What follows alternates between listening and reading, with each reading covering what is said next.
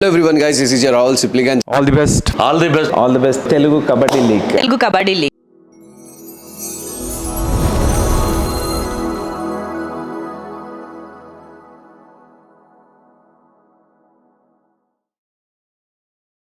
నమస్తే, welcome to our channel.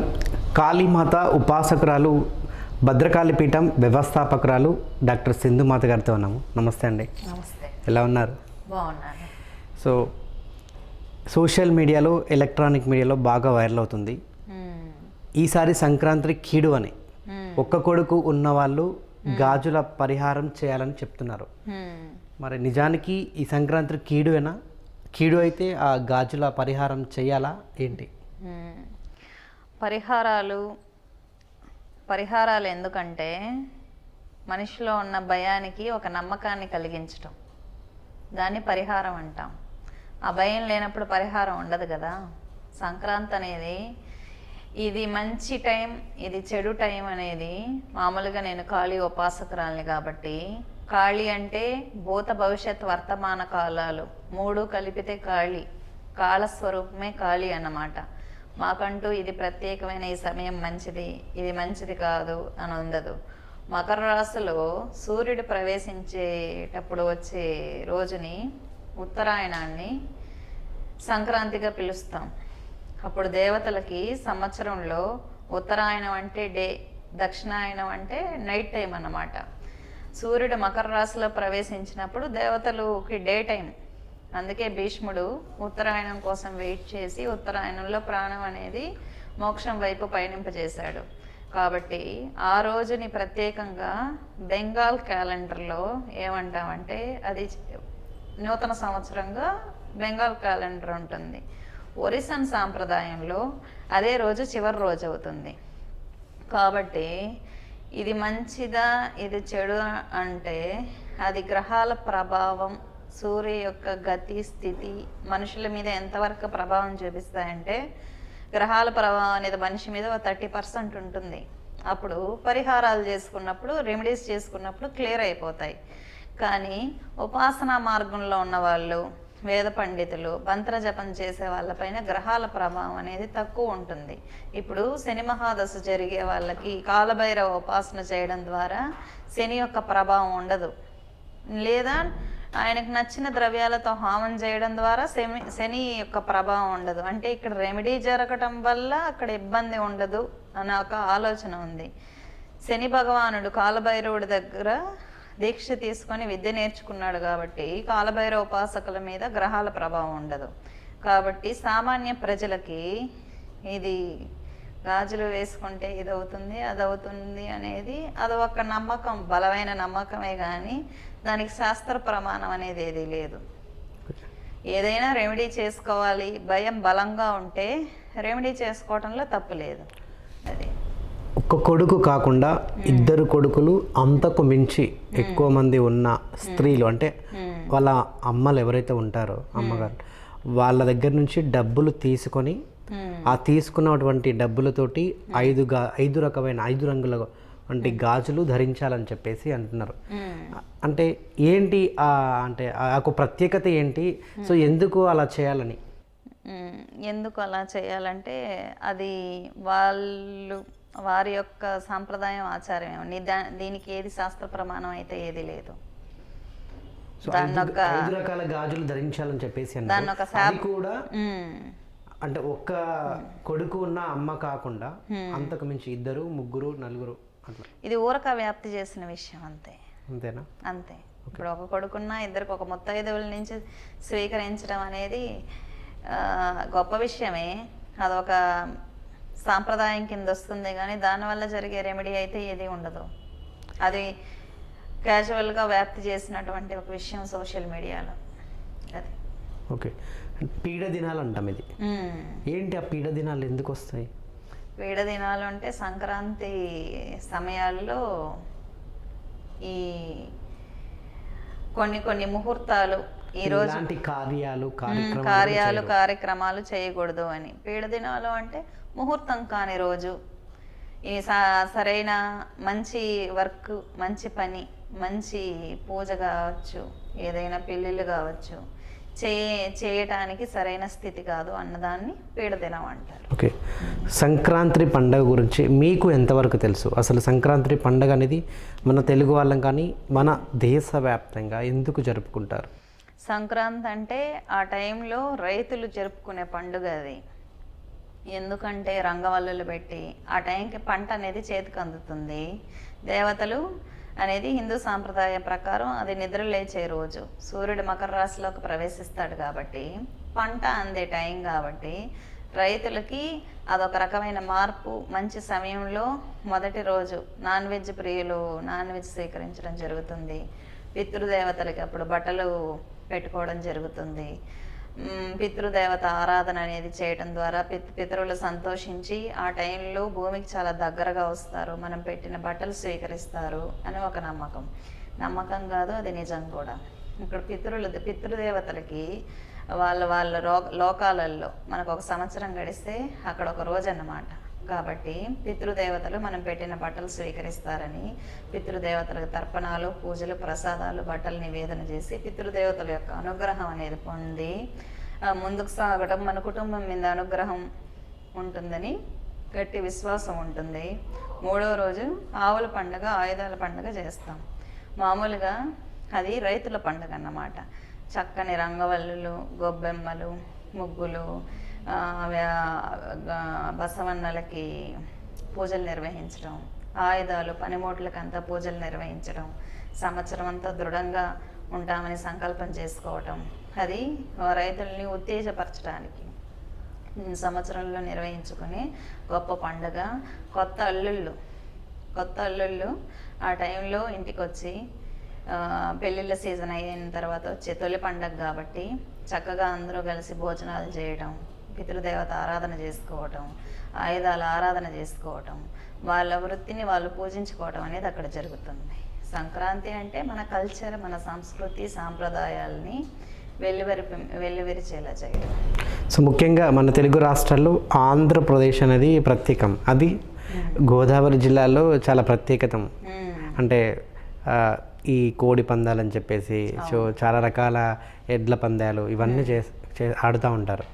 So ఆంధ్రాలో చాలా బాగా జరుపుకుంటారు. ఇక్కడ వాళ్ళ తెలంగాణ వాళ్ళు కూడా చాలామంది అక్కడికి వెళ్తారు. అవును, గోదావరి జిల్లాల్లో ప్రత్యేకమైనది ఏంటంటే అది మంచి వ్యవసాయ క్షేత్రం. వరి పంట చేతికొచ్చే టైము, కొత్త అల్లుళ్ళు అక్కడ రకరకాల ఆహార పదార్థాలు అనేది వండి పెట్టి వాళ్ళ యొక్క ప్రత్యేకతని, వాళ్ళ ప్రేమని చాటుకుంటూ ఉంటారు. గోదావరి జిల్లాలో సంక్రాంతిలో చాలా ప్రత్యేకమైనది. అక్కడ ఉన్న ప్రకృతి ఆహ్లాదకరమైంది. సంక్రాంతి అంటే ప్రకృతిని, సంస్కృతిని ఆరాధించేది. చాలా గొప్ప విషయం. మనం జరుపుకోవడం చాలా గొప్ప విషయం. మీకు కూడా సంక్రాంతి శుభాకాంక్షలు. సో ఎర్రవరం, సో ఈ మధ్యకాలంలో గత ఒక 7-8 నెలల నుంచి సోషల్ మీడియాలో, ఎలక్ట్రానిక్ మీడియాలో బాగా వైరల్ అవుతుంది. ఎర్రవరం అనేది ఒక కట్టు కథ అని చెప్పేసి చాలామంది నిర్ధారించారు. ఎర్రవరం అనే ఒక ఊరిలో దాదాపు 60% మంది క్రిస్టియన్సే ఉన్నారు. కేవలం ఆ ఊరును బాగు చేసుకోవడం కోసం డబ్బులు, అంటే ఈ డబ్బులు లాగడం కోసమే అక్కడ లక్ష్మీ నరసింహస్వామిని సృష్టించారని చెప్పేసి కొన్ని అంటే వాస్తవాలు బయటకు వస్తున్నాయి. సో ఎర్రవరం గురించి మీరు వినే ఉంటారు. సో మీకు ఎంతవరకు తెలుసు? ఎర్రవరం అనేది నిజానికి అక్కడ లక్ష్మీ నరసింహస్వామి వెలిసిండా, వీళ్ళు సృష్టించారా? ఎర్రవరం అంటే ఒక బాలుడు పూనకం లాగా వచ్చి అక్కడ విగ్రహాలు వెలుగదీశారు. అక్కడ వ్యవసాయానికి క్షేత్రానికి సంబంధించిన ఓనర్ మనవడికి మాటలు వచ్చాయి అని చెప్పి ఆయన స్వానుభవం ఆయన వివరించడం జరిగింది. కొన్ని వేల మంది అక్కడికి వెళ్ళారు. గొప్ప ఆకర్షణ కలిగింది.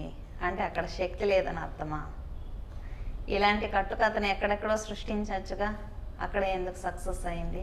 అక్కడ శక్తి ఉంది కాబట్టి, ఆకర్షణ ఉంది కాబట్టి ఇన్ని వేల మంది ప్రజలు ఒక్కసారిగా తరలి వెళ్ళి వైరల్ అయింది.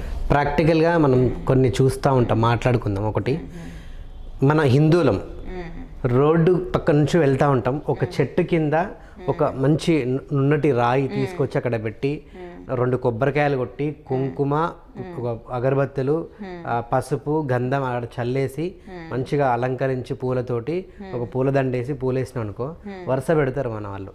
అరే ఇక్కడ అమ్మవారు వెలిసిందిరా అని చెప్పేసి.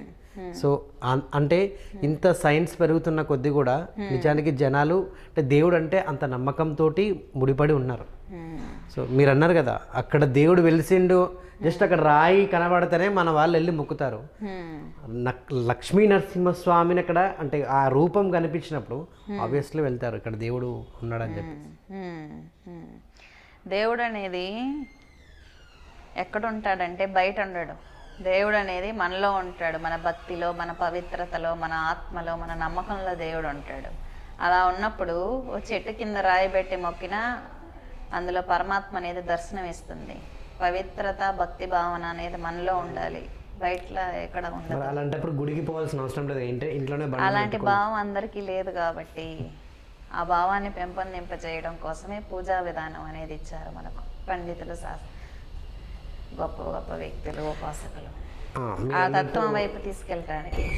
అదే వ్యక్తి ఇక్కడ లక్ష్మీ నరసింహస్వామి ఉన్నాడు, ఆ వ్యక్తికి ఆ బాలుడికి దేవుడు వచ్చాడని చెప్పేసి మనం న్యూస్ ఛానల్స్లో చూస్తున్నాం.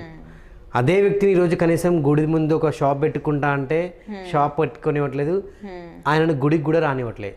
ఆయన ప్లేస్లో మరో ఇంకో బాలస్వామి వచ్చాడు, ఆయన కూడా ఇక్కడ అది ఇది అని చెప్పేసి చెప్పాడు. ఇలా అంటే ఒక్కొక్కరు బయటకు వస్తున్నారు. ఇదంతా ఒక కట్టుకథ అని చెప్పేసి కూడా చాలా మంది బయట పెట్టారు. కొన్ని ఛానల్స్ వెళ్తే వాళ్ళకు డబ్బులు ఇచ్చి వెనుకకు పంపించారు, దయచేసి దీని మీద మీరు ఇది అంటే నెగిటివ్గా చేయకండి అని చెప్పేసి. కొన్ని ఛానల్స్ వాళ్ళ పేర్లు నేను చెప్పాను, నాకు తెలుసు, వాళ్ళ నోరు మూయించి వాళ్ళ చేతులు డబ్బులు పెట్టి పంపించేశారు. అక్కడ మీరు చెప్పిన 2 వ్యక్తులు ఆవాహన చెప్పడం ద్వారానే కదా అది పాపులర్ అయింది, వాళ్ళకి అన్యాయం జరుగుతుందని మీరు చెప్తున్నారు. అది వాళ్ళ యొక్క వ్యక్తిగతం. వాళ్ళకి దేవుడు ఆవాహన అయినప్పుడు అక్కడే షాప్ పెట్టుకోవాల్సిన అవసరం ఏముంది, బయట కూడా పెట్టుకోవచ్చు కదా. ఈరోజు కనీసం గుడి దగ్గరకు కూడా రానివ్వట్లేదు వాళ్ళని. అక్కడ ఉన్న పరిస్థితులు ప్రభావితం చేయొచ్చు, అక్కడున్న టెంపుల్ యాజమాన్యం అక్కడున్న పరిస్థితులు డిమాండ్ చేయొచ్చు. అతను దివ్యత్వంలో ఉన్నప్పుడు బిజినెస్ ఎక్కడైనా చేసుకోవచ్చు, అతనికి అక్కడ అన్యాయం జరుగుతుంది అని మనం ఆలోచించాల్సిన అవసరం కూడా లేదు. అతనిలోనే పరమాత్మ ఉన్నప్పుడు ఆయన ఆపోజిషన్ గురించి ఎందుకు ఆలోచించాలి? అక్కడ నిజంగా స్వామివారు ఉన్నారా లేరా అంటే ప్రతిష్ఠ అనేది నిజానికి అక్కడ ప్రతిష్ఠ జరిగింది. ఇప్పుడు ప్రతిష్ఠ జరిగే పూజలు అందుకున్నప్పుడు స్వయంగా శక్తి ఉత్పత్తి అనేది అక్కడ అవుతుంది. అక్కడ ఉన్నా లేకపోయినా పూజలు జరుగుతుంటే శక్తి ఉత్పత్తి అయిపోతుంది, ఆకర్షణ కలుగుతుంది. ఏదీ లేకుండా ఒక్కసారిగా ఒక కట్టుకథకి అంతమంది జనాలు ఆకర్షితం అవ్వటం అనేది జరగదు. శక్తి అక్కడ ఆకర్షించింది కాబట్టి ఇంతమంది జనం వెళ్ళగలిగారు. ప్రతి చెట్టు కింద రాయి ఉంది, ప్రతి పుట్ట కింద రాయి పెట్టినా అంతమంది వెళ్ళలేదు కదా. ఓన్లీ ఎర్రవరంలోనే అలా జరిగిందంటే అక్కడ ఎంతో శక్తి ఉద్భవించిందని అర్థం. అక్కడ అన్యాయం జరిగిందా అంటే అతను అక్కడ దైవాన్ని మాత్రమే పూజించుకోవడం గురించి ఆలోచించాలి, మన స్థానం గురించి. ఆ బాలస్వామిని అందుకే వైరల్ చేశారని చెప్తున్నాను కదా. ఆ బాలస్వామి మాట్లాడినటువంటి మాటలు, ఆయన చెప్పినటువంటి మాటలు కేవలం సోషల్ మీడియాలో వైరల్ చేయడం వల్ల నిజానికి ఇక్కడ లక్ష్మీ నరసింహస్వామి వెలిసాడని చెప్పేసి వాళ్ళు కావాలని అంటే ఇక్కడ అంటే వెలిసిందని అంటే వాళ్ళు సృష్టించలేదు, వెలిసిందని చెప్పేసి వాళ్ళే ఇట్లా గీసిరని చెప్పేసి కూడా బయటికి వచ్చాయి వాస్తవాలు. మీరు అన్నట్టు అంటే చాలా చోట్ల కొన్ని చోట్ల మనం చూస్తున్నాం దేవుళ్ళు అనేది వెలుస్తూ ఉంటారు, కానీ అక్కడ జరిగింది మాత్రం ఒక కట్టుకథ అని చెప్పేసి అంటున్నారు. అక్కడ అదొక కట్టుకథ అయినా నిజమైన ప్రతిష్ట పూజలు జరుగుతున్నాయి కదా. ఒక చోట మనం విగ్రహం పెట్టి ప్రతిష్ఠ చేయటం ద్వారా అక్కడికి జనాలు వెళ్ళటం ద్వారా తప్పేం లేదు కదా. ఇప్పుడు ఒక కట్టుకథ వల్ల మనిషి వెళ్ళినా పూజలు జరుగుతుంది, సర్వీస్ జరుగుతుంది కదా. అందరికీ ఒక నమ్మకం అనేది ఏర్పడింది కదా, బాధలు తీరటానికి, సాంత్వన పొందడానికి. అక్కడ చాలామంది వెళ్ళినప్పుడు స్టేట్మెంట్స్ కూడా ఇస్తూ ఉంటారు, మాకు బాగా అయింది, బాగా జరిగింది, నమ్మకం వచ్చింది, ధైర్యం వచ్చిందని. ఎంతోమంది ప్రజలకి నమ్మకం ఇచ్చిన అక్కడ లక్ష్మీ నరసింహస్వామి పూజలు అందుకుంటే తప్పేంటి? తప్పేం లేదుగా. అంటే నేను అక్కడికి వచ్చిన కామన్ పీపుల్ తోటి అంటే నాకు కొందరు చెప్పారు కావాలని ఇక్కడ మోసం చేస్తున్నారు, ఇలా చాలా మోసాలు జరుగుతున్నాయి, డబ్బులు లాగేస్తున్నారు, దేవుడి పేరుతోటి అక్కడ హుండీలో ఎన్ని డబ్బులు వేయాలి అన్ని డబ్బులు అని చెప్పేసి అడుగుతున్నారు అని చెప్పేసి. ఒకరు మోసం చేస్తున్నారంటే అది మోసం పోయిన వాడి తప్పు, మోసం చేసిన వాడు తప్పు కాదు. అదే చెప్తున్నాను. అంటే దేవుడిని అడ్డు పెట్టుకొని మోసాలు చేయొచ్చు అంటారా మీరు? మోసాలు చేయొచ్చు అని చెప్పలేదు. మోసపోయాడు అంటే అది మోసపోయిన వాళ్ళ తప్పు. ఇప్పుడు అక్కడికి సంబంధించిన ఎవరైతే అక్కడ అంటే ఆ గుడికి సంబంధించిన వ్యవస్థాపకులు అక్కడ ఉన్న చాలామంది ఆ సైన్యం కానీ వాళ్ళంతా దేవుడిని అడ్డు పెట్టుకొని సంపాదిస్తున్నారు. అదే అవన్నీ బయటకు వచ్చిన వాస్తవాలు. భక్తి ఉంటే డొనేషన్ ఇవ్వండి, భక్తి లేనప్పుడు ఆగిపోయి సర్వీస్ చేయండి, 10 మందికి భోజనం పెట్టండి, తప్పులేదు కదా. కొంతమందికి మొక్కుబడులు ఉంటాయి, మొక్కుబడి ఉండి మొక్కుకుంటే వేయచ్చు, అది తప్పులేదు. ఇప్పుడు తిరుమల వెళ్ళినప్పుడు డబ్బులు వేస్తూ ఉంటారు హుండీలలో, మళ్ళీ లెక్కలు చూడంగా మనం అది ఏం చేస్తున్నారు ఏంటి అని. సో ఇంతకుముందు అన్నాడు దేవుడు అనేవాడు మనలో ఉన్నాడు, రాయిలో ఉన్నాడు, చెట్టులో ఉన్నాడు, పుట్టలో ఉన్నాడు అని. అసలు నిజానికి దేవుడు ఉన్నాడు అనేది మాత్రం ఇప్పటిదాకా జనాలకి అదొక ప్రశ్నగానే మిగిలిపోయింది. అసలు ఉన్నాడా లేడా, ఉంటే ఎక్కడున్నాడు? దేవుడు ప్రస్తుతానికి మనలోనూ ఉంటాడు, మీలోనూ ఉంటాడు, అందరిలోనూ దివ్యత్వం ఉంటుంది, చుట్టూ ఉన్నది కూడా దివ్యత్వమే, కానీ అది మనం గ్రహించగలగాలి అంతే.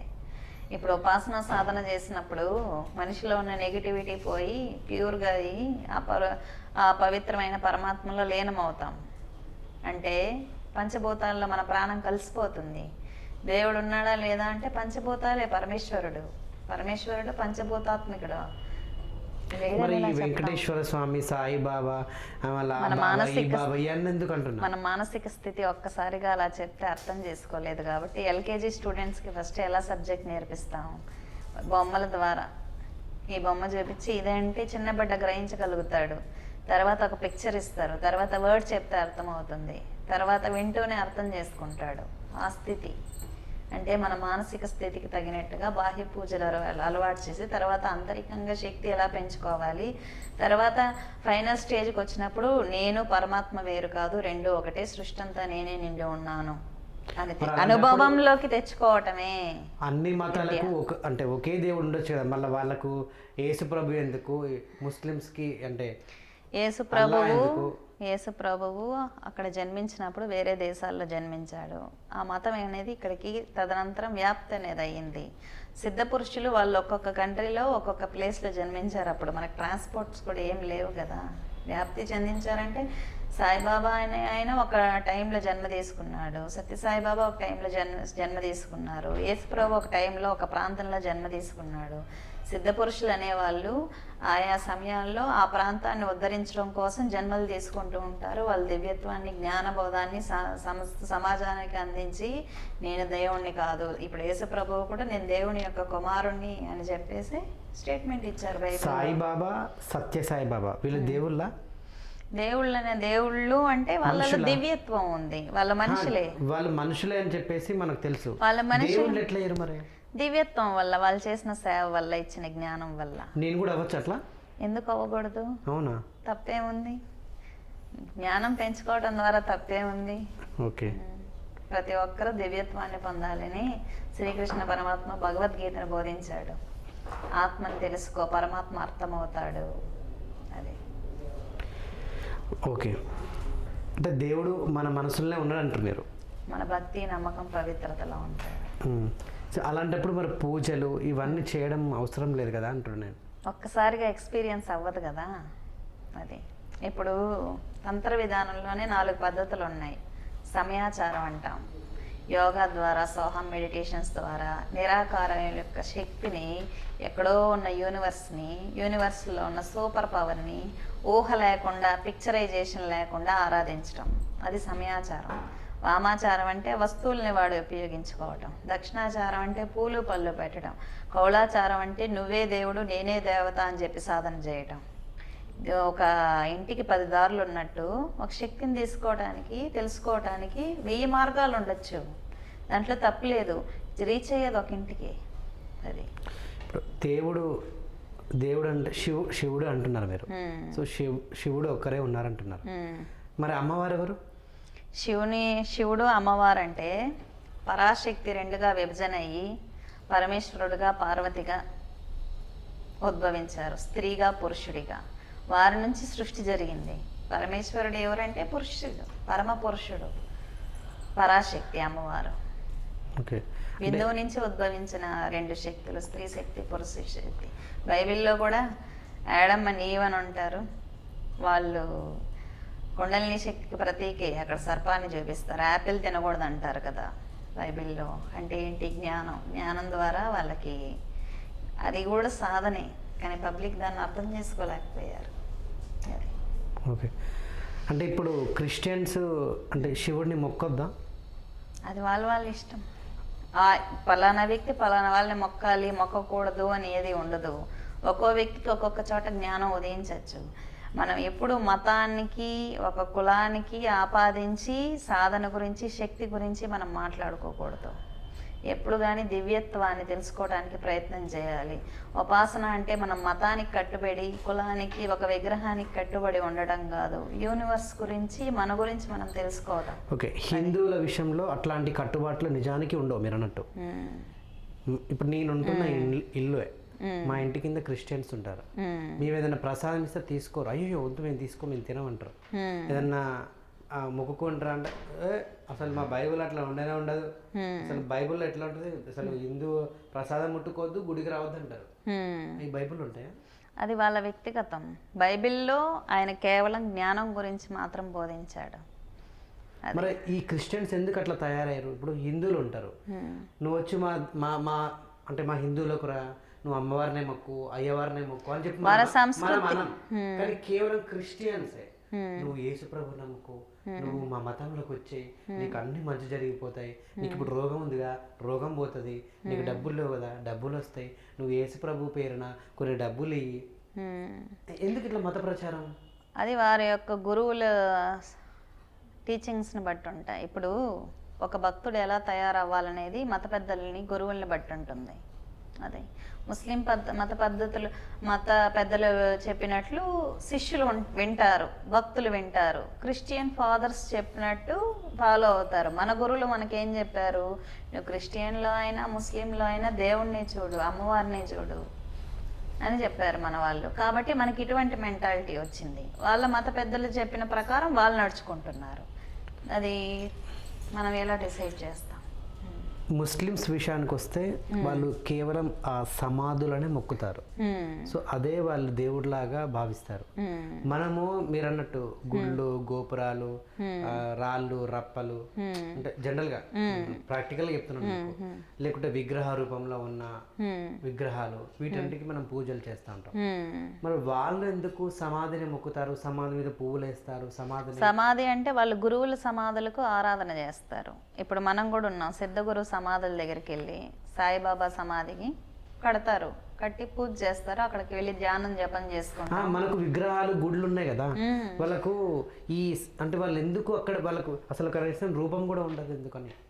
ఎందుకంటే వాళ్ళ ఆరోపం వరకే ఆగిపోయారు, దానికి మించి చూడలేదు. హిందుత్వంలో దానికి మించి చూడగలిగాం మనం. వాళ్ళ ఆత్మల దేవుడు ఒక్కడే కదా, మళ్ళీ ఈ రూపాలు ఏంటి నాకు అర్థం కావట్లేదు. రూపాలు అనేది ఇప్పుడు నిరాకారం అనేది ఒకటే. ఇంతకుముందు ఒక మాట అన్నారు, ఈ మరి వెంకటేశ్వర స్వామి, సాయిబాబా వీళ్ళందరూ ఏంటని చెప్పేసి అడిగినారు. మీరేంటంటే మనం ఎల్కేజీ నుంచి అన్ని అంటే చెప్తా ఉంటే చిన్నపిల్లలు కాబట్టి నేర్చుకోలేరు కదా, 1 by 1 అని చెప్పారు. సో అలాంటప్పుడు మరి ఇదేంటని నాకు అర్థం కాదు. అంటే ఎవరి ఇక్కడ కూడా ముస్లిమ్స్ అయినా క్రిస్టియన్స్ అయినా కూడా మరి శంకరుడు, వెంకటేశ్వరుడు ఇట్లనే చెప్పుకుంటా పోవాలి కదా. మళ్ళీ ఈ అల్లా మళ్ళీ యేసుప్రభు ఎక్కడి నుంచి వచ్చారని? ఎందుకంటే ఇప్పుడు ఒక కుటుంబ వ్యవస్థలో మీరు జన్మ తీసుకున్నప్పుడు మీ ఇంటి పద్ధతుల ప్రకారమే మీరు ఉంటారు కదా, అవునా? ఆ ప్రకారమే వాళ్ళు ఉంటున్నారు. మన ఇంట్లో ఏ భోజనం పెడితే అదే మనకి ఇష్టం అవుతుంది, అమ్మ చేతి వంట. అదే అసలు నిజానికి ఉన్నది ఒక దేవుడేనా ఏంటని? అవును, నిరాకారం, నిర్గుణమైన సృష్టించుకునే ఒక రకంగా మనం సృష్టి చేసుకోలేదు. మనుషుల్ని ఉద్ధరించడానికి ఆ పరమాత్మ రకరకాల రూపాల్లో భూమి మీద తరతరాలుగా జన్మలు తీసుకుంటూ వస్తున్నాడు, ప్రపంచాన్ని ఉద్ధరించడం కోసం. ఆ జన్మ తీసుకున్న క్రమంలో అనేక దేవతలను మనం చూడగలుగుతున్నాం. ఇప్పుడు కృతయుగంలో శ్రీరాముడు మొట్టమొదట లక్ష్మీ నరసింహస్వామిగా ఉద్భవించాడు, ఒకసారి రాముడుగా ఉద్భవించాడు, ఒకసారి కృష్ణుడిగా ఉద్భవించాడు. ఈ కలియుగంలో వెంకటేశ్వర స్వామిగా ఉద్భవించాడు. సో రాముడు కృష్ణుడు వీళ్ళు మనుషులేనా దేవతల? మనుషులే, వాళ్ళ దివ్యత్వం ఉంది. మనుషులే. సూపర్ కాన్షియస్ తో ఉన్న మనుషులు. సూపర్ కాన్షియస్నెస్ అంటే పరమాత్మ స్థితి కలిగిన దివ్య పురుషులు. రామాయణం మహాభారతం కొందరు అంటా ఉంటారు అది ఒక కట్టుకథ, కేవలం మన మనుషులు అంటే అటువంటి సృష్టించారు కాబట్టి ఈరోజు మనుషులు ఒక విధానంలో నడుస్తున్నాము. లేదంటే మనకు కూడా ఈ అంటే వాయు వరుసలు ఉండకపోయేటి. ఎందుకంటే మనం చెప్తా ఉంటాం కదా రాముడు మంచు బాలుడు, రాముడు లాగా ఉండాలి అని చెప్పేసి. అంటే ఎగ్జాంపుల్ చెప్తాము. అటువంటి కథలు అంటే కట్టుకథలు, ఈ యొక్క కట్టుకథలు కాకపోతే అటువంటివి ఉన్నాయి కాబట్టి ఈరోజు మనం మనుషుల్లాగా ఉన్నాం కనీసమైనా అని చెప్పేసి అంటున్నారు. నిజానికి రామాయణం మహాభారతం అవి నిజంగా జరిగిన కథలా లేకుంటే కట్టుకథలా? అవి నిజంగా జరిగిన కథలే. అవి నిజమని మనకు చాలా ఆధారాలు దొరికాయి. సైంటిఫిక్గా కూడా ప్రూవ్ చేశారు వాటిని. అదే అవి జరిగాయి. రామాయణం జరిగిన దానికి రామసేతు ఇప్పటికీ మనం చూడగలుగుతున్నాం. శ్రీలంక నుంచి భారతదేశానికి ఒక రామసేతు అనేది ఉంది. అవి నీళ్ళల్లో తేలి ఆడుతున్నాయి అనడానికి కళ్ళతో కనిపించే ప్రూఫ్ అది రామాయణం జరిగిన దానికి. సో రాముడు జనరల్గా మనిషేనా? దివ్య పురుషుడు, యజ్ఞం నుంచి ఉద్భవించిన దివ్య పురుషుడు. కృష్ణుడు కూడా మహామాయ. వీళ్ళు మనుషులేనా లేకుంటే ముందు నుంచి దేవతలుగా వీళ్ళని అంత శివుడేమన్నా వీళ్ళకి రూపాన్ని ఇచ్చాడా? పరమేశ్వరుడు అనుకుంటే మనిషిగా కూడా ఉద్భవించగలడు. పరమాత్మకి సాధ్యం కానిది ఏది లేదు కదా. అమ్మ కడుపులోనైనా జన్మ తీసుకోగలడు, మాయా రూపంలో మోహింపజేయగలడు, మనసును మార్చగలడు, మాయ చేయగలడు, పరిస్థితులను మార్చగలడు. పరమాత్మ ఏ విధంగా జన్మ తీసుకున్నారు అంటే ఆయనకి నిజానికి జనన మరణాలు ఉండవు. ఆయన చేసిన లీలే రామాయణ మహాభారతాలు. ఆయన జన్మని మీరు వివరించగలరా? ఆయన మనిషా దేవుడా అంటే ఆయన మనిషి అవ్వచ్చు, దేవుడు అవ్వచ్చు. ఎందుకంటే ఆయన పరమాత్మ కదా. మనిషి అవ్వగలడు, దేవుడు అవ్వగలడు. అది ఓకే. సో కమింగ్ టు చాలామంది మాలలు వేసుకుంటా ఉంటారు. మాలలు వేసుకుంటే చేసిన పాపాలన్నీ పోతాయా? ఒకసారి అంటే పుట్టిన దగ్గర నుంచి ఇప్పుడు నాకు 30 సంవత్సరాలు అనుకోండి, నేను ఒక 100 పాపాలు చేసి ఉండొచ్చు అనుకోండి. ఇప్పుడు నేను ఒకసారి మాల వేసుకోగానే నా పాపాలన్నీ పోతాయా? పోయి గంగలో మునిగొస్తే నా పాపాలన్నీ పోతాయా? పాపాలు పోతాయా అంటే అనుగ్రహం, మంచి మార్గం కనిపిస్తుంది. పాపం కరగాల లేదా పాపం సేవ వల్ల పోతుంది. ఎక్కువగా మనం చేసుకున్న పాపాలు సేవ వల్ల పోతుంది, మంత్రజపం వల్ల పోతుంది. ఇంకా ఈ దీక్షలు మాలలు అనేవి మనిషిలో శక్తిని నింపి స్థిరత్వాన్ని ఇస్తాయి. అంటే నేను ఇలా పాపం చేసి మళ్ళీ రేపు అక్కడ మునిగితే పాపం పోతే పాపం పోతుందంటే మంచి మార్గం, ఇది తప్పు నాయన రియలైజేషన్ వస్తుంది. అదే ఇప్పుడు అంటారు కదా సంవత్సరంలో ఈ ఒక్కరోజు కూడా దీపం పెడితే చాలు మనం చేసిన పాపాలన్నీ పోతాయి అని చెప్పేసి అంటారు కదా. అలా అంటే దీపాలు పెడతారు అని చెప్తారు, కానీ పాపాలు పోవని ఉండదు. అమ్మవారి అనుగ్రహం ఉంటుంది ఖచ్చితంగా. అంటే వాళ్ళు చేసిన కర్మను బట్టి దేవత అనుకుంటే, అతనికి అనుగ్రహం ఉంటే, ఇవ్వాలనుకుంటే ఏదైనా ఇవ్వగలదు. అదే పూర్తి శరణాగతి ఉండాలి. సో సంవత్సరం అంతా పెట్టకుండా శివరాత్రి రోజు ఒక్కసారి శివుడికి దీపం వెలిగిస్తే చాలు నువ్వు సంవత్సరంలో చేసిన పాపాలన్నీ ఒక్కసారి పోతాయి అంటారు. నిజంగా పోతాయా? పాపాలు పోవటం అనేది ఒక దీపంలో జరగదు, పూర్తిగా పోవటం అనేది. అదే ఇంకా మంచి పని చేయడానికి ప్రేరణ అయితే వస్తుంది. ఇంకో మంచి పని చేయడానికి ప్రేరణ కలిగిస్తుంది. అదే కానీ ఒక్కరోజు దీపం పడితే మాత్రం పాపాలు పోవు. అనుగ్రహం ఉంటుంది, అనుగ్రహం ఉంటుంది, పాపాలు మాత్రం పోవు. సో మరి మనం ఇప్పుడు ఇంత రూమ్ క్లీన్ చేయాలంటే ఈ ప్లేస్ క్లీన్ చేయి మొత్తం క్లియర్ అయిపోతుందంటే అవ్వదు కదా. అది సో ఈ చేసిన ప్రతి పాపానికి కర్మలు అనేది అనుభవించాలి అంటారు. నిజంగా కర్మలు ఉన్నాయా? కర్మ అంటే మనం చేసిన చెడు పనులు మంచి పనులని కర్మలు అంటాం అంతే.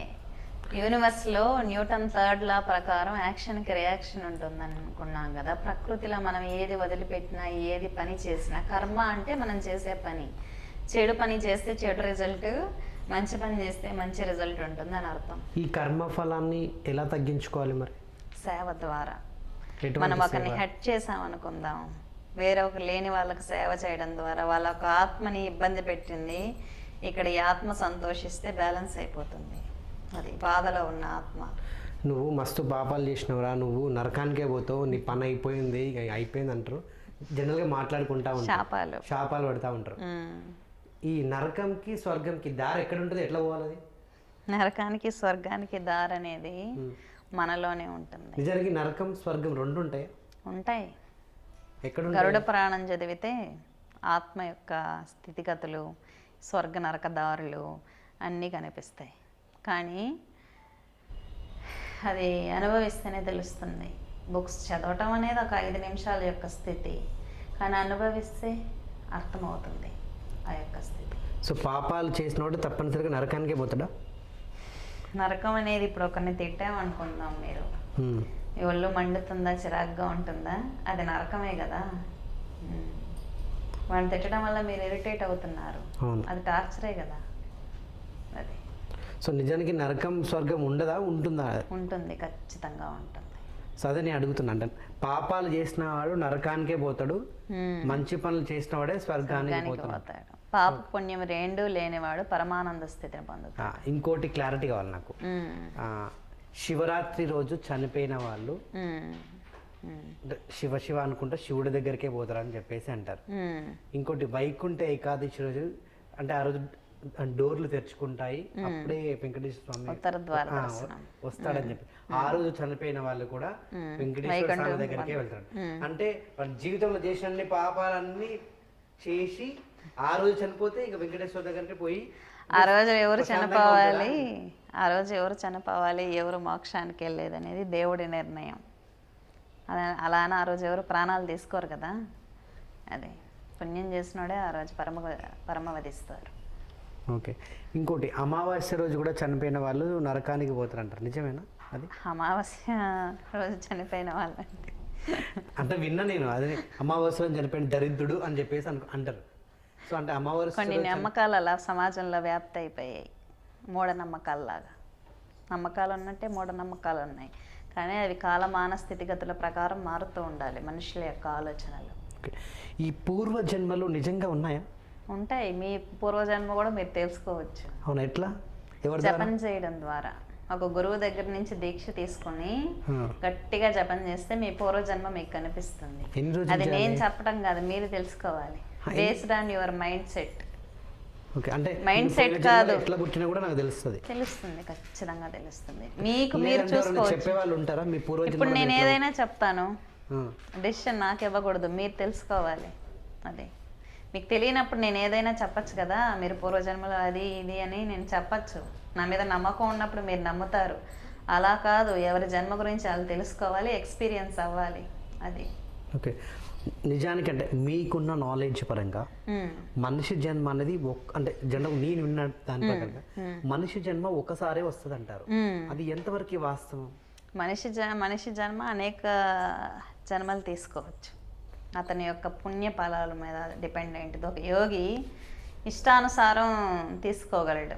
ఒక సిద్ధుడైన యోగిని మళ్ళీ మళ్ళీ మానవ జన్మలు కావాలంటే తీసుకోగలదు. వాళ్ళ యొక్క తపోబలం అది. ఎట్లా తీసుకోగలం? అంటే మీకు కూడా నాలెడ్జ్ ప్రకారం చెప్పండి, ఎట్లా తీసుకోగలం? పుణ్యాన్ని సంపాదించడం ద్వారా మన సూక్ష్మ శరీరం మీద మనకు ఆధిపత్యం ఉండాలి. దాన్నే మంత్రసిద్ధి అంటాం. ఓకే. అంటే జనరల్గా అంటే మనం మాట్లాడుకుంటే మనం పాపం చేయకపోయినా కూడా చూస్తే కూడా పాపం అంటారు. మరి చూస్తే కూడా పాపం అంటే మనం ఏం చేస్తాం? మనకు దేవుడు కళ్ళు ఇచ్చాడు, ఫీల్ అయ్యే దాన్ని బట్టి ఉంటుంది. ఇప్పుడు నేను ఈరోజు పొద్దున ఒక వీడియో చూశాను. ఒక చిన్నపిల్ల బయట వెళ్తుంటే 4 కుక్కలు బట్టి లాగేసి ఆ అమ్మాయిని చూస్తుంటే నాకు బాధ కలిగింది. అంటే ఆ దృశ్యాన్ని చూడటం ద్వారా నాకు బాధ కలిగింది. అంటే మీరు ఆ దృశ్యాన్ని చూస్తున్నప్పుడు సంతోషం కలిగితే అది తప్పే కదా, అది పాపం. బాధ కలిగి బాధ వ్యక్తమైనప్పుడు అది సానుభూతి. అది రాక్షసానందం అంటారు, దాన్ని చూసి ఆనందం పొందితే అది తప్పు. చూస్తే తప్పయిందా అంటే ఆనందపడటం తప్పు జరిగిందా అని చూసి ఆనందపడటం తప్పు. అది ఓకే. సో ఇంతకుముందు నేను ఒకటి అడిగాను, మనం చనిపోతే నరకానికి పోతాం లేదంటే స్వర్గానికి పోతాం అని. మరి చనిపోయినాక దయ్యాలు ఇక్కడ తిరుగుతారు అంటారు కదా, మరి ఇదేంటి నాకు అర్థం కావట్లేదు. చాలా తీవ్ర స్థితిలో యాక్సిడెంట్స్ అయినప్పుడు దేహానికి కర్మ ఇంకా ఉంటే సూసైడ్స్ చేసుకుంటూ ఉంటారు. దేవుడు మనకు ఒక లైఫ్ టైం ఇస్తాడు, అంతలోపల వీళ్ళు ఓన్ డిసిషన్స్ తీసుకొని సూసైడ్ చేసుకుంటూ ఉంటారు. వాళ్ళ యొక్క లైఫ్ టైం ఉన్నంత వరకు వీళ్ళు భూమి మీద పిచాచాలై తిరగాల్సిందే. వాళ్ళు స్వర్గం నరకం బోరిగా ఆ టైం అయిపోయేంత వరకు ఇక్కడ తిరిగి ఆకలి దప్పికలు ఉంటాయి ప్రేతాత్మలకి, అవన్నీ అనుభవించి తర్వాత వెళ్తారు వాళ్ళు స్వర్గానికో నరకానికో. అప్పుడు కూడా ఎవరైనా పిండ ప్రదానం చేయాలి. ఏదో ఒక జీవిని బట్టి పీడిస్తూ ఉంటే ఎవరైనా పిండ ప్రదానాలు అది చేయిస్తే అది దారి చూసుకొని వెళ్ళిపోతుంది. సో నిజానికి దయ్యాలు కూడా ఉంటాయి అంటారు మీరు? ఉంటాయి, మీరు చూడొచ్చు కూడా. అవునా? చూడొచ్చు, ఎందుకు చూడకూడదు? వాటికి మంత్రాలు ఉంటాయి. నేను నిజంగా దయ్యాన్ని చూడాలని గట్టిగా ఖచ్చితంగా తప్పకుండా అందుకే దాన్ని విద్య అంటారు. ఓకే, తప్పకుండా చూడొచ్చు. సో దయ్యాలను చూసే విద్య కూడా ఉంటుంది. ఏదైనా చూడొచ్చు. మన మనసు మీరేమైనా నేర్పిస్తారా? అంటే బయట ఎవరైనా ఉంటారా? మీకు ఎక్స్పీరియన్స్ ఇవ్వగలుగుతాను. అవునా? రేపు నుంచి క్లాస్లో జాయిన్ అవుతాను తప్పకుండా. ఓకే, సో దయ్యాలు, అరే నీకు దయ్యం పట్టింది, పలానుడికి దయ్యం పట్టింది, ఆమెకు దయ్యం పట్టింది అని ఆ దయ్యాన్ని వదిలించాలని చెప్పేసి దర్గాలకు గుళ్ళకు తీసుకుపోతా ఉంటారు. నిజానికి దయ్యాలు అయితే పడతాయి కూడా, నిజమేనా? దయ్యాలు అవ్వడము పట్టడం కూడా ఉంటుందా? ఉంటుంది. ఎందుకు? ఇక్కడ పీఠంలోనే చాలా వదిలిస్తూ ఉంటాం కదా, వెంటనే పీఠంలోకి వస్తేనే ఆవాహన అయిపోతాయి. మనం ఏం చేయాల్సిన పని లేదు. చాలా విచిత్రంగా ఒక అబ్బాయి అయితే ఫ్రిడ్జ్ని 2 చేతులతో లేపాడు. ఒక మనిషికి 3 మనుషుల బలం వస్తుంది ఆ టైంలో. నెగిటివ్ బలం, హింసించగలిగిన శక్తి ఇక్కడే జరిగింది.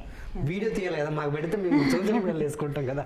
అది హిందూ ప్రేతాత్మలు వదిలించడం అనేది హిందూయిజంలో ఉంది, క్రిస్టియనిజంలో ఉంది, ముస్లిమ్స్లోనూ ఉంది. బయట కంట్రీస్ పారానార్మల్ యాక్టివిటీస్ చేసేవాళ్ళు బయట కంట్రీస్ కూడా ఎక్కువగా బిలీవ్ చేస్తారన్నమాట. అది ఎందుకంటే వాళ్ళు ఫేస్ చేశారు. కొన్ని కెమెరాస్లో ఇప్పుడు కెలియన్ ఫోటోగ్రఫీలో పవర్స్ రికార్డ్ చేయగలం. కొన్ని కెమెరాస్లో అబ్నార్మల్గా రికార్డ్ అయిపోతాయి కొన్ని పవర్స్. ఇప్పుడు తీస్తున్న సినిమాలో తీస్తారంటే నిజ జీవితంలో జరిగేవి ప్రాక్టికల్గా జరుగుతున్నాయి కాబట్టి వాటిని ఒక కథగా మార్చుకొని సినిమాలు తీస్తున్నారు. ఆ నాలెడ్జ్ ఉంటుంది అంటే మనం నిజ జీవితంలో జరుగుతున్నాయి కాబట్టి తీస్తున్నాము. సో సినిమాల్లో దయ్యాలు ఉంటాయి, చేతబడులు చేస్తూ ఉంటారు, ఆత్మను లేపుతా ఉంటారు, ఆత్మ మధ్యలో లేచి ఇట్లా నిలబడుతుంది. నిజానికి ఆత్మను లేపొచ్చు అట్లా? ఆత్మల్ని లేపడం ఉండదు, కానీ ఆత్మని లేపచ్చు. కానీ ఎవరు చూడగలరు? ఆత్మ పైకి లేచిందా? అప్పుడు మీకు శక్తి ఉండాలి. శక్తి కలిగిన ప్రతి ఒక్కరు చూడగలరు. అంటే ఎటువంటి శక్తి ఉండాలి? దివ్య దృష్టి. ఈ ఆత్మలు ఎవరు లేపుతారు? సిద్ధ గురువు. మరి ఇక్కడ ఈ శ్మశానంలో కూర్చొని అమావాస్య, ఆదివారం, అర్ధరాత్రి బట్టలు లేకుండా కూర్చొని క్షుద్ర పూజలు చేస్తే వాళ్ళు కూడా ఆత్మను లేపుతారు, లేకుండా చనిపోయిన శవాన్ని కూడా లేపుతారని చెప్పి. అవును, ఏదో ఒక పిచాచాన్ని చనిపోయిన శవం మీదకి ఆవాహన చేసినప్పుడు అది కదులుతుంది. చాలామంది ఫారినర్స్ వీడియోస్ పోస్ట్ చేస్తూ ఉంటారు పారానార్మల్ యాక్టివిటీస్ చేసి. వాటిలో చనిపోయిన డెడ్ బాడీని ఒక ఫేమస్ యూట్యూబర్ కదిలించగలిగాడు కొన్ని సెకండ్ల పాటు. అది చాలా వైరల్ అయింది ఫారిన్ కంట్రీలో. అవి ఉన్నాయి. ప్రయత్నం అంతే. మనిషి యొక్క ఏకాగ్రత శక్తి, మనిషి యొక్క ఏకాగ్రతకి చాలా పవర్ ఉంటుంది. అది అందుకే మానవ జన్మోత్తమైంది అంటారు. Focus, concentration. సో మీరు అన్నట్టుగా కాళీ మాతకి అంటే మంచి కోసం పూజ చేస్తారు, చెడు కోసం కూడా పూజ చేస్తారా? అంటే కాళీ అంటే శూన్యం అన్నమాట, శూన్య శక్తి. ఇప్పుడు నా దగ్గర కత్తి ఉంటే అది నేను మంచికి వాడతా, కూరగాయలు తరగడానికి వాడతాను, అది ఇంకొక రకంగా కూడా వాడచ్చు కదా. అలా దివ్య శక్తి అనేది ఎప్పుడు న్యూట్రల్గా ఉంటుంది. క్షుద్రం అనేది మనిషి యొక్క థాట్, తప్పు, ఇబ్బంది, ఒక చెడు ఆలోచన మనిషి మెదడులో ఉంటుంది. శక్తిలో ఏది తప్పు ఉండదు. అది మంచిగా వాడాలి ప్రతి శక్తిని. తప్పుగా వాడితే దాని యొక్క రిజల్ట్ ఉంటుంది, మంచిగా వాడితే అప్పుడు పని అవ్వచ్చు, దానికి రిజల్ట్ ఉంటుంది. చెడు చేసినప్పుడు శక్తిని వాడి ఆ రోజు పని అవ్వచ్చేమో, కానీ తర్వాత దానికి 10 అనుభవిస్తాడు. చేసిన అతను. మనిషి ఇక్కడ ఉండే తాంత్రిక విద్య నేర్చుకొని సూదులతో పొడిచి అవతల మనిషి చనిపోయేలా చేస్తారు అంటారు. నిజానికి సోషల్ మీడియాలో కూడా అటువంటి వీడియోస్ వస్తూ ఉంటాయి, సినిమాల్లో ఎక్కువ చూస్తూ ఉంటాం. నిజానికి అటువంటి విద్యలు ఉన్నాయా? బాణామతి చిల్లంగి చోటానిక్కర్ భగవతి ఆలయానికి వెళ్ళినప్పుడు చోటానిక్కర్ ఆలయం ముందు ఖాళీ ఉంటుంది, బ్యాక్ సైడ్, ఫ్రంట్ సైడ్ ఉంటుంది అమ్మవారు. అక్కడ బొమ్మల్ని శీలలతో కొట్టుంటారు. కొన్ని వందల బొమ్మలు ఉంటాయి, కొన్ని వందల శీలలు ఉంటాయి. అబ్జర్వ్ చేయండి. అంటే ఒక బొమ్మ తీసుకొచ్చి దాన్ని శీలలతో కొట్టడం ద్వారా అక్కడ వచ్చి మానసిక రోగాలు నయమవుతాయి, ప్రేతాత్మలు వెళ్ళిపోతాయని ఒక నమ్మకం ఉంది. ఎంతమంది క్యూర్ అయి ఉంటే అంత పాపులర్ అవుతుంది. అది చెడు శక్తిని నిరోధించవచ్చు, అదే ఇబ్బంది లేదు. ఒక బొమ్మకి కొడితే మనిషికి క్లియర్ అవుతుందా అంటే మనిషి యొక్క యాస్ట్రల్ బాడీని దాంట్లోకి ఆవాహన చేస్తారు. అది ఓ బొమ్మలాకి ప్రాణాకర్షణ మంత్రం ఉంటుంది. ఆ మంత్రం ద్వారా మన పేరు చెప్పి ఆవాహన చేసినప్పుడు మన శక్తి ఆరా ఏదైతే ఉంటుందో సూక్ష్మ శరీరం అక్కడికి వెళ్తుంది.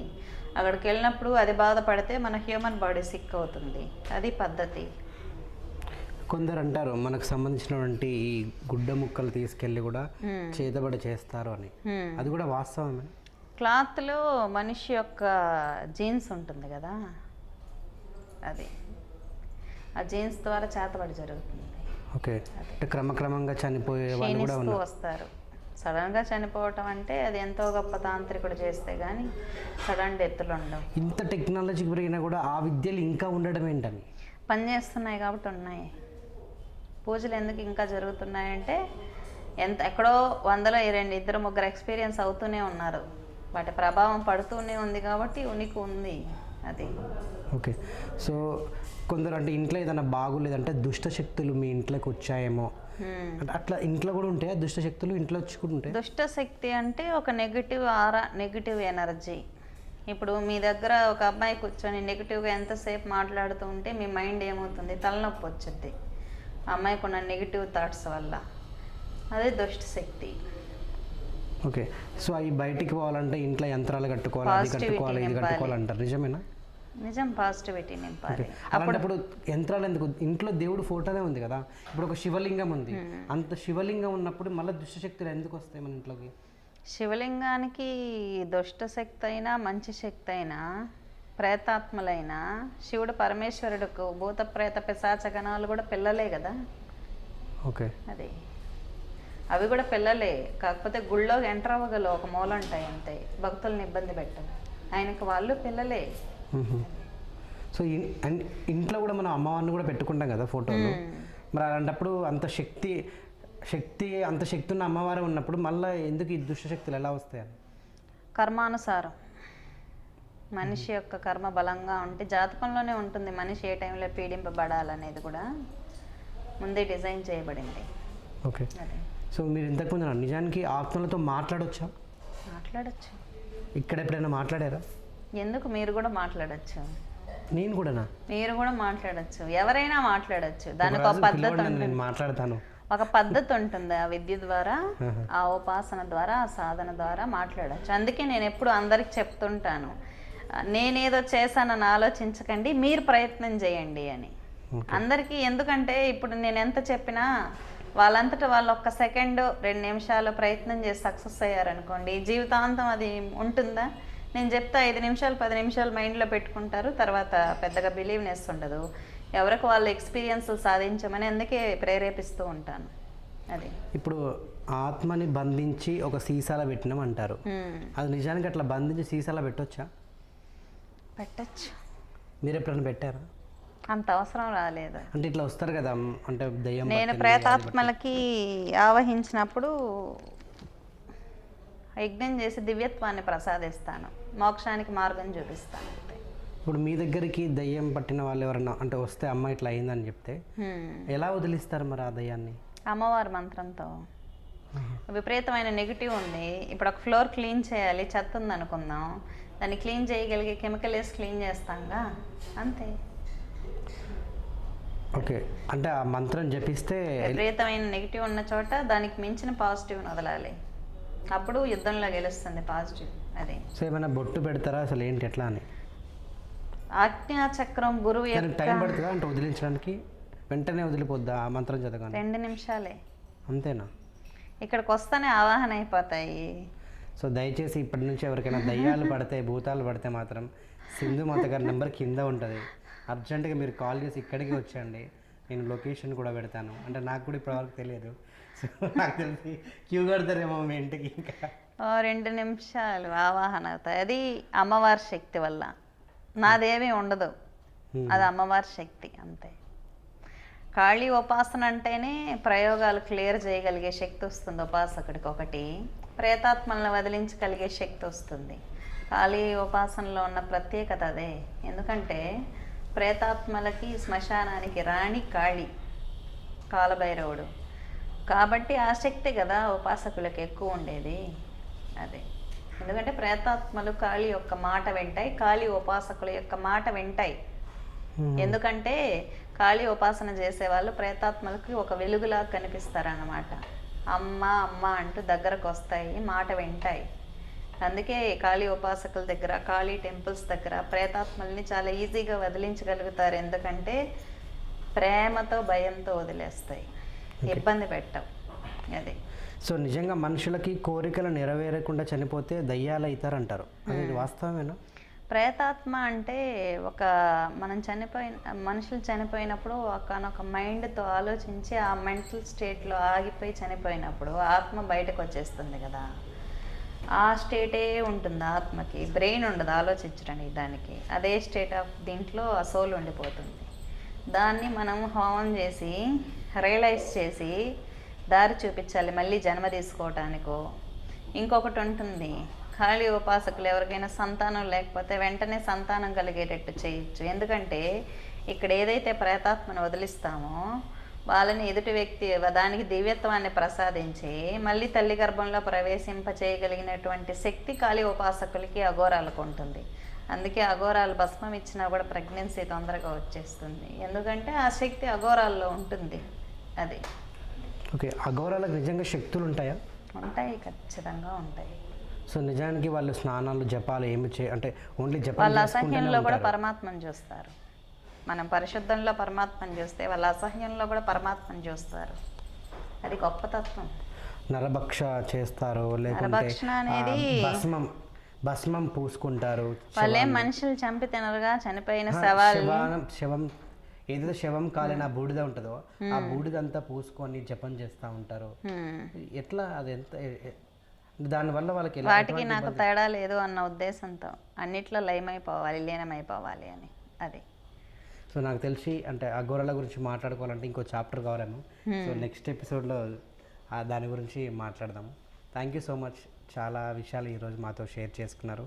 అండ్ మీ భక్తులు అదేవిధంగా మా ప్రేక్షక అభిమానులు కూడా చాలా విషయాలు ఈరోజు వివరించారు. మరొక ఎపిసోడ్లో మళ్ళీ కలుద్దాం. థ్యాంక్స్.